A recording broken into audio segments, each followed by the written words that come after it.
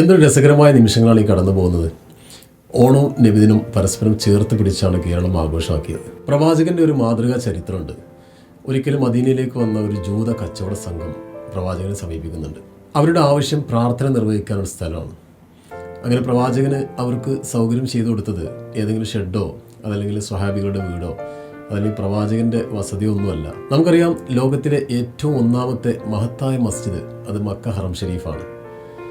പിന്നെ രണ്ടാമതായി വരുന്നത് കാരുണ്യ പ്രവാചകൻ അന്ത്യനിദ്ര കൊള്ളുന്ന മസ്ജിദ് നബവിയാണ്, അതായത് ഇന്നത്തെ മദീന.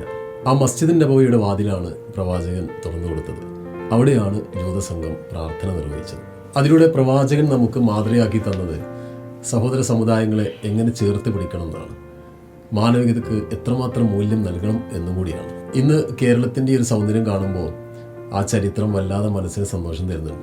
മതപരമായ വിശ്വാസങ്ങൾ മുറുകെ പിടിച്ചുകൊണ്ട് മതേതരത്വത്തിന് വലിയൊരു കവചമാണ് കേരളം ഒരുക്കുന്നത്. അത് ലോകത്തിന് തന്നെ മാതൃകയാണ്. വളരെ പ്രൗഡായിട്ട് തന്നെ നമുക്ക് പറയാം, this is the real Kerala story.